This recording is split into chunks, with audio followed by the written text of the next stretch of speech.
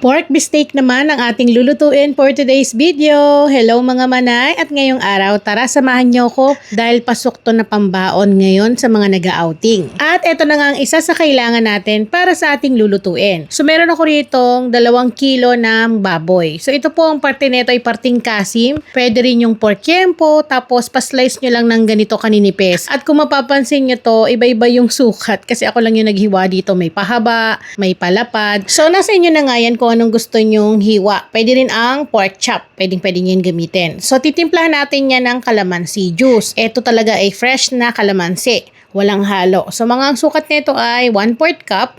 Then, maglalagay pa tayo dyan ng soy sauce. Dark soy sauce yung gamit natin dito.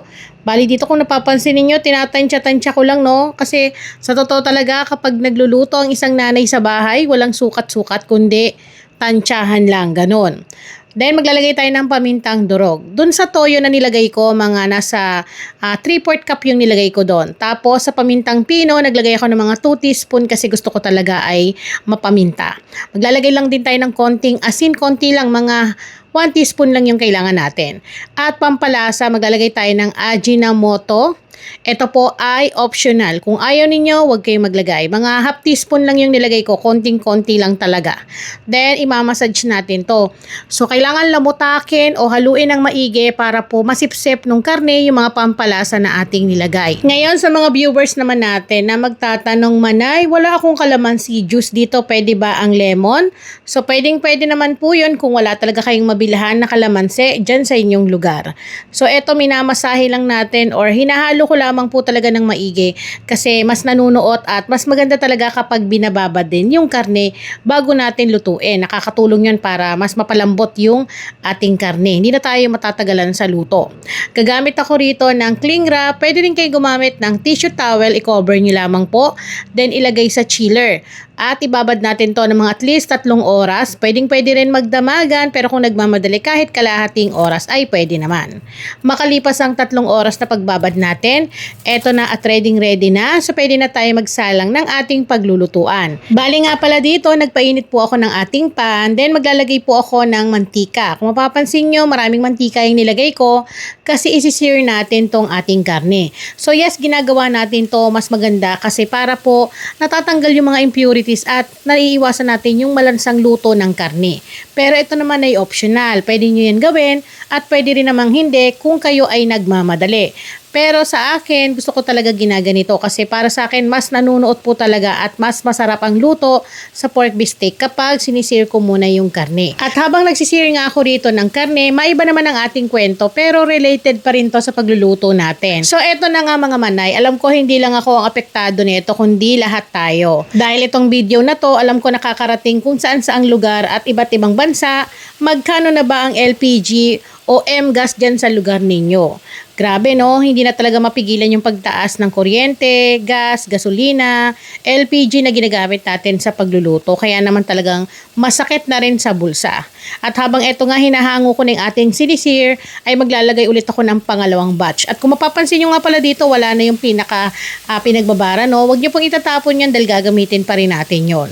So malaking bagay nga pala yun para malaman natin kung magkano na yung bentahan dyan sa inyo at kung nagkakahoy ba kayo, nag-uuling, ano na ba nga yung pinakamas matipid na gamitin, kung magagas na lang ba or kung magdidiuling, kahoy. Kung nasa probinsya, ang sarap gumamit ng kahoy kasi mas masarap magluto doon ng ulam. Pero dahil nga nandito tayo sa syudad, hindi naman pwedeng gumamit ng kahoy at dahil ngayon ay mausok, baka mamaya-maya patawag na tayo ng barangay dahil sa ating kapitbahay, charis. So eto nga at tapos na tayo mag-sear ng ating karne. Bali nga pala tong mantika na natira na to ay wag ninyong itatapon kasi dito na rin tayo magigisa ng ating bawang.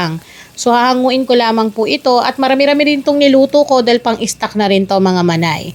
Bali nga pala magigisa tayo dito ng maraming bawang kasi masarap po sa pork beefsteak kapag maraming bawang. Pero yung iba hindi naglalagay. Ako gusto ko talaga yung may amoy ng bawang yung pork beefsteak ko mga manay. Pero kung ayaw nyo naman at yun ang nakasanayan ninyo na walang bawang, wag nyo na pong lalagyan. para hindi na naman tayo masabihan na ako naglalagay ng ganito, ako hindi naglalagay ng ganito. May kanya-kanya tayong version mga manay. Pagkatapos nga nating magisa yung bawang, nilagay ko na yung mga karne na ating naluto kanina. At alam niyo po ba mga manay, ito ay tinikman ko na kasi nagugutom na talaga ako. Talagang yung amoy talagang kailangan na ng kanin. Dahil sa pagbabad natin ng mahabang oras, mas malambot na yung karne, kaya hindi na natin to kailangan lutuin pa ng matagal. Sinasangkutsa natin to para talagang mas malinamnam at manuot ang lasa. Ilagay na rin natin dito yung pinagbabaran, kaya wag nyo po yun itatapon ha. Maglalagay din tayo ng isang bote ng 350 ml ng Coke, or pwede rin kayong gumamit ng 7-Up, Sprite, kasi nakakatulong to mga manay para mas lalong mapasarap at mapalambot yung karne natin. Malaking tulong to. Bali isang bote lang po yung ginamit ko dito, at hindi na tayo dito maglalagay ng tubig. Syempre hindi pa natatapos dito yung paglalagay natin ng pampalasa. Gagamit tayo dito ng light soy sauce. Ito yung brand na gamit ko. Hanapin nyo na lamang po yan. So maglalagay lang ako ng mga 2 tablespoons. Ayan. Masarap to mga manay. Kaya kahit konti lang talagang napapalinamnam neto yung ating lutuin. Then mag-a-add lang ako ng 1 tablespoon ng sugar. Yun po ay optional ha. Kung ayaw ninyo, wag nyo lagyan. Pero alam nyo naman, ang pork beefsteak ay may palo ng konting tamis, asim, alat. At pagkatapos neto, hayaan lang po natin ng mga 10 to 15 minutes. So, eto na nga po mga manay, makalipas ang 15 minutes na ating hinayaang pagluluto, napakabango na ng ating pork beefsteak. Pero hindi makukumpleto ang pork beefsteak mga manay kapag walang sibuyas. Sibuyas na puti, sibuyas na pula, kung ano yung gusto nyo dyan sa dalawa ay pwedeng-pwede, or kung gusto nyo, pagsamahin nyo pa. Then, gusto ko kasi may palo ng konting anghang, kaya maglalagay tayo ng konting labuyo. Hindi ko na yun hiniwa kasi para yung iba na ayaw ng maanghang, makakakain pa rin sila.